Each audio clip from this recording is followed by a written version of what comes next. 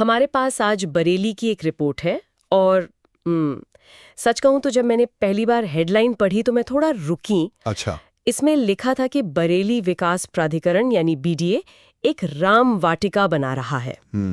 अब बीडीए का नाम सुनते ही दिमाग में सड़कें, नालियां, हाउसिंग प्रोजेक्ट्स ये सब आता है। बिल्कुल, इंफ्रास्ट्रक्चर। हाँ, लेकिन एक आध्यात्मिक और सांस्कृतिक थीम वाला पार्क, ये कॉम्बिनेशन अपने आप में काफी अनोखा है।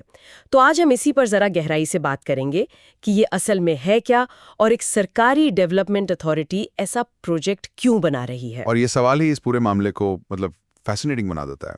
ये सिर्फ बरेली की कोई लोकल खबर नहीं है। नहीं, ये एक बड़े नेशनल ट्रेंड का हिस्सा हो सकता है, जैसे हम कल्चरल अर्बनिज्म कह सकते हैं। हाँ। आजकल शहर सिर्फ इंफ्रास्ट्रक्चर पर ही नहीं बल्कि अपनी एक सांस्कृतिक पहचान बनाने पर भी जोर दे रहे हैं। सही बात है। और राम वाटिका ये सोच का एक बहुत ही ठोस उदाहरण है। तो आज की हमारी चर्चा का मकसद सिर्फ ये जानना नहीं है कि ये पार्क कैसा दिखता है, बल्कि इसके पीछे की सोच, इसके मकसद और इसके लॉन्ग टर्म इम्पैक्ट को समझना है। बिल्कुल। तो चलिए इस वाटिका के अलग अलग पहलुओं को समझने की कोशिश करते हैं। शुरू करते हैं।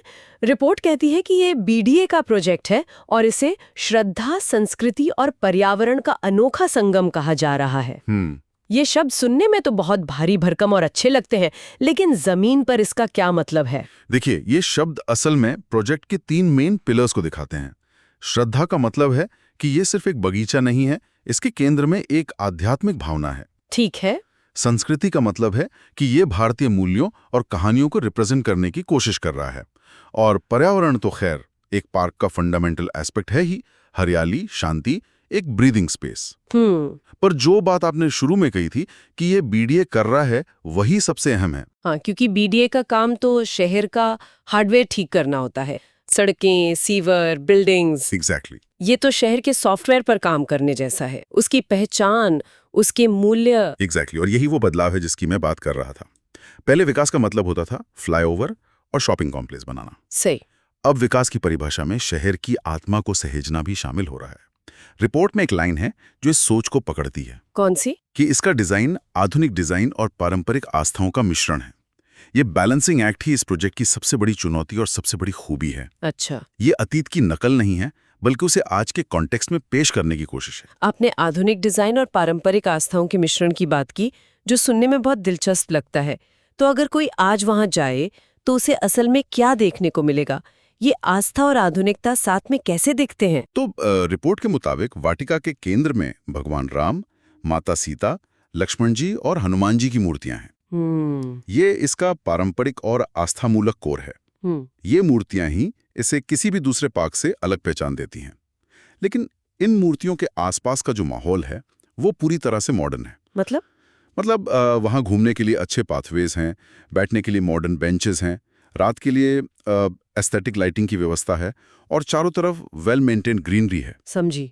तो एक श्रद्धालु जब वहां जाएगा तो उसे दर्शन का आध्यात्मिक अनुभव भी मिलेगा, और एक परिवार जब शाम को घूमने जाएगा तो उसे एक साफ सुथरे, सुंदर और सुरक्षित पब्लिक स्पेस का आराम भी मिलेगा। तो ये एक ही जगह पर दो अलग अलग जरूरतों को पूरा करने की कोशिश है। हाँ, ये तो एक सोची समझी रणनीति लगती है। एक ही तीर से दो निशाने। बिल्कुल, ये एक बहुत स्मार्ट स्ट्रैटेजी है। ये वाटिका एक ही समय में 2 टारगेट ऑडियंस को कैटर कर रही है, श्रद्धालु और पर्यटक। अच्छा। और इसमें आम नागरिक भी शामिल हैं जो बस शाम को टहलने के लिए एक अच्छी जगह चाहते हैं। इसीलिए रिपोर्ट में से धार्मिक पर्यटन का नया केंद्र कहा जा रहा है।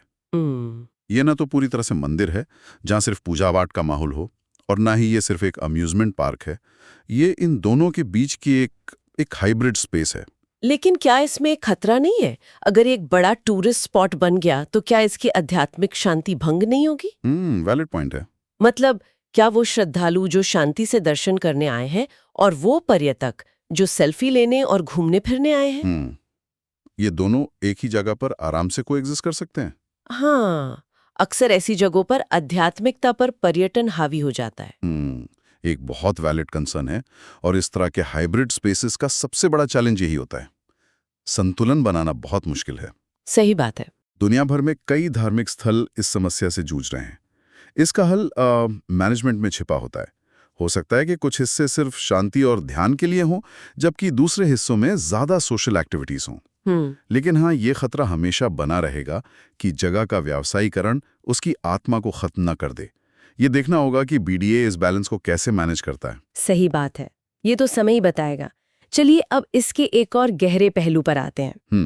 रिपोर्ट में एक बहुत बड़ी बात कही गई है।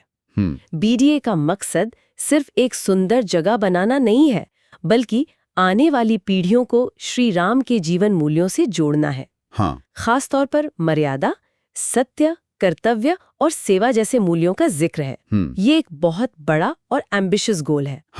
और ये इस प्रोजेक्ट को एक सामान्य ब्यूटिफिकेशन प्रोजेक्ट से उठाकर एक सोशल इंजीनियरिंग प्रोजेक्ट के स्तर पर ले जाता है। अच्छा, यहाँ पार्क सिर्फ जिले नहीं, बल्कि एक माध्यम है, एक मैसेज बोर्ड है।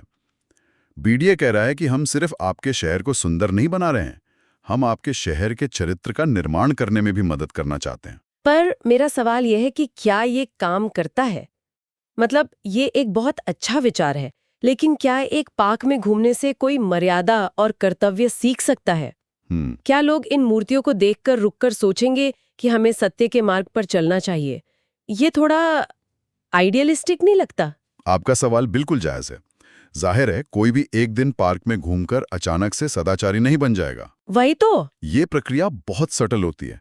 इसे एम्बिएंट एजुकेशन या एनवायरमेंटल मैसेजिंग कहते हैं। Ambient education? हाँ, जब बच्चे एक ऐसे माहौल में बड़े होते हैं जहाँ कुछ प्रतीक और मूल्य लगातार उनकी आंखों के सामने रहते हैं, तो वो धीरे धीरे उनके सबकॉन्शियस का हिस्सा बन जाते हैं। अच्छा, मतलब ये डायरेक्ट टीचिंग नहीं, बल्कि एक तरह की कल्चरल कंडीशनिंग है।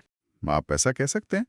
सोचिए, जब कोई परिवार रोज शाम को वहां टहलता है, बच्चे वहां खेलते हैं, तो राम, सीता, लक्ष्मण के नाम और उनके साथ जुड़े मूल्य, जैसे बड़ों का सम्मान, वचन का पालन, ये सब उनके लिए सिर्फ किताबों की कहानियां नहीं रह जाते, बल्कि उनके अपने शहर का, उनके अपने रोजमर्रा के जीवन का हिस्सा बन जाते हैं। ये मूल्यों को एब्स्ट्रैक्ट से कॉन्क्रीट बनाने का एक तरीका है। ये कितना इफेक्टिव होगा, ये बहस का विषय है, लेकिन इसके पीछे की सोच यही है। ये एक दिलचस्प पर्सपेक्टिव है और रिपोर्ट को देखकर लगता है कि बीडीए से एक वन टाइम प्रोजेक्ट की तरह नहीं देख रहा। नहीं, एक बार बना दिया और भूल गए, ऐसा नहीं है। इसके लिए भविष्य की भी काफी योजनाएं हैं। और यहीं पर इस प्रोजेक्ट की असली परीक्षा होगी। कैसे? देखिए, एक सुंदर ढांचा खड़ा कर देना एक बात है, लेकिन उसे जिंदा रखना, उसे रेलेवेंट बनाए रखना बिल्कुल अलग बात है। रिपोर्ट में योग शिविर, सांस्कृतिक कार्यक्रम और धार्मिक प्रवचनों का जिक्र है। हाँ, मैंने भी पढ़ा। ये प्लानिंग बहुत जरूरी है। ये योजनाएं सुनने में तो बहुत अच्छी लगती हैं। रामनवमी और दीपावली पर विशेष सजावट की भी बात है, लेकिन हम सब जानते हैं कि सरकारी प्रोजेक्ट्स अक्सर बड़े शोर शराबे के साथ शुरू होते हैं, पर कुछ सालों में मेंटेनेंस और फंड्स की कमी के कारण दम तोड़ देते हैं। क्या ये सुनिश्चित करने का कोई तरीका है कि राम वाटिका का हश्र भी वैसा न हो? ये किसी भी पब्लिक प्रोजेक्ट की सबसे बड़ी चुनौती है। इसकी सफलता की कुंजी कम्युनिटी ओनरशिप में है। Community ownership? हाँ, जब तक स्थानीय लोग इसे सिर्फ बीडीए का पार्क समझते रहेंगे, तब तक इसकी देखभाल की जिम्मेदारी सिर्फ सरकार की होगी। अच्छा। लेकिन ये जो कार्यक्रम है, योग शिविर, त्योहारों का आयोजन, इनका मकसद ही लोगों को इस जगह से भावनात्मक रूप से जोड़ना है। जहां हमारे बच्चे सीखते हैं, जहां हमारे त्योहार मनाए जाते हैं। बिल्कुल, तब ले खुद इसकी देखभाल में दिलचस्पी लेंगे। मतलब इससे एक स्टैटिक मॉन्यूमेंट की जगह एक लिविंग, ब्रीदिंग कम्युनिटी हब बनाना होगा। एब्सोल्युटली। मुझे याद है, मैंने एक दूसरे शहर में एक बहुत ही सुंदर म्यूजियम देखा था, जिसे सरकार ने करोड़ों रुपए लगाकर बनाया था। शुरू में बहुत भीड़ हुई, लेकिन चूंकि वहां समय के साथ कुछ नया नहीं हुआ, कोई इवेंट्स नहीं हुए, तो धीरे धीरे लोगों ने आना बंद कर दिया और आज वो जगह वीरान पड़ी है। ओहो। राम वाटिका की सफलता इस बात पर निर्भर करेगी कि वो लोगों को बार बार आने का कारण दे पाती है या नहीं। ये प्लान्ड एक्टिविटीज उसी दिशा में एक कदम है। ये इसे एक डेस्टिनेशन बनाता है, सिर्फ एक लोकेशन नहीं।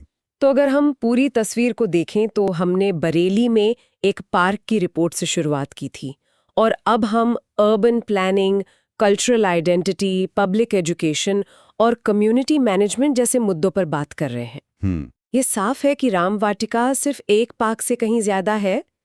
ये आध्यात्मिकता, मनोरंजन, पर्यटन और मूल्य शिक्षा का एक बहुत ही सोचा समझा कॉकटेल है और रिपोर्ट के मुताबिक स्थानीय लोगों ने इसका स्वागत भी किया है। निश्चित रूप से ये प्रोजेक्ट इस बात का एक बेहतरीन केस स्टडी है कि कैसे आज के भारत में शहर अपनी पहचान को आधुनिकता और परंपरा के धागों से बुनने की कोशिश कर रहे हैं। ये सिर्फ हरियाली या सुंदरता के बारे में नहीं है, ये एक शहर के ईथोस, उसकी आत्मा को एक भौतिक रूप देने की कोशिश है। ये दिखाता है कि विकास का मतलब सिर्फ कंक्रीट के जंगल बनाना नहीं है, बल्कि ऐसे स्थान बनाना भी है जो लोगों को उनकी जड़ों से, उनकी कहानियों से जोड़ते हैं। बिल्कुल। और ये पवित्र को सार्वजनिक के साथ और पारंपरिक को आधुनिक के साथ जोड़ने का एक प्रयास है। एक तरफ मूर्तियां और मूल्य है, और दूसरी तरफ एक मॉडर्न पार्क का डिजाइन और कम्युनिटी इवेंट्स की योजना। बिल्कुल। और यह संतुलन ही इसकी सफलता का पैमाना होगा। ये प्रोजेक्ट एक छोटे स्तर पर वही दिखा रहा है जो आज भारत बड़े स्तर पर करने की कोशिश कर रहा है, अपनी प्राचीन विरासत को गर्व के साथ अपनाते हुए भविष्य की ओर बढ़ना। ये सच में एक गहरी और बहुस्तरीय परियोजना है।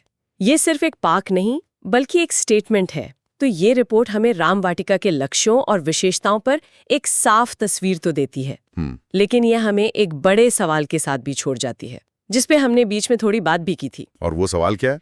सवाल ये है कि एक ऐसा सार्वजनिक स्थान जो एक विशिष्ट धार्मिक और नैतिक ढांचे को समर्पित है, वो एक विविध मल्टी रिलीजियस समाज में अपनी भूमिका कैसे निभाता है। बहुत जरूरी सवाल है। ये एक विशेष आस्था का केंद्र होने के साथ साथ शहर के सभी नागरिकों के लिए, चाहे उनकी आस्था कुछ भी हो, एक वेलकमिंग और इंक्लूसिव पब्लिक पार्क होने का संतुलन कैसे साध सकता है।